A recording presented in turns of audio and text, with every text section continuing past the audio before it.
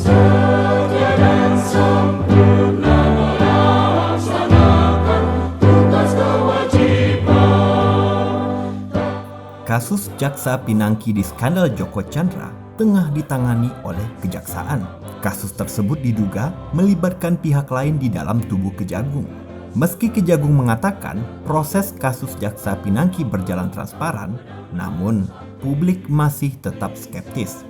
Wakil Ketua KPK Nawawi Pomolango pernah menyarankan agar kasus Jaksa Pinangki dialihkan ke KPK guna menimbulkan rasa kepercayaan publik. Namun, Kejagung menolaknya. Akibatnya, penyidikan oleh Kejagung terhadap oknumnya yang juga diduga melibatkan pihak lain di Kejaksaan seakan tidak diselidiki dengan tuntas. Peneliti ICW Kurnia Ramadana mempersoalkan sikap Kejagung yang melimpahkan perkara Jaksa Pinangki terlalu cepat ke Kejari Jakpus. Sementara proses penyidikan belum menunjukkan perkembangan.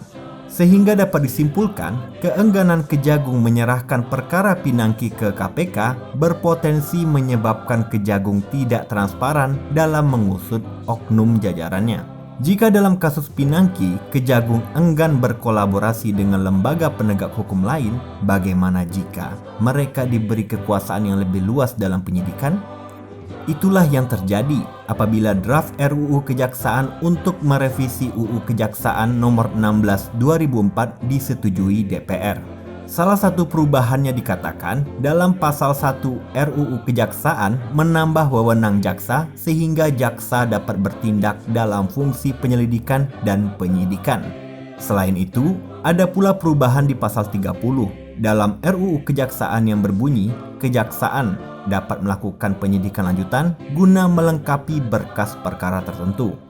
Perubahan pasal di dalam draft RUU Kejaksaan akan memperluas wewenang kejaksaan dalam mengusut suatu perkara, serta berdampak pada wewenang KPK dan kepolisian, di mana kejaksaan dapat menyidik seluruh kasus, tidak lagi dalam perkara khusus.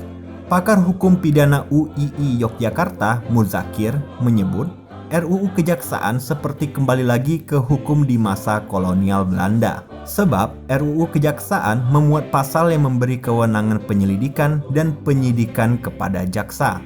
Sebaiknya, jaksa menjadi pendamping penegak hukum lain dalam proses penyidikan agar dapat menuntut secara adil di persidangan.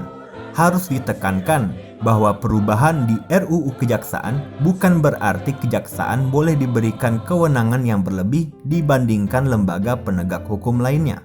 Jika itu terjadi dan kejaksaan memiliki wewenang yang sangat luas dalam penyidikan, maka kejaksaan akan menjadi sangat kuat.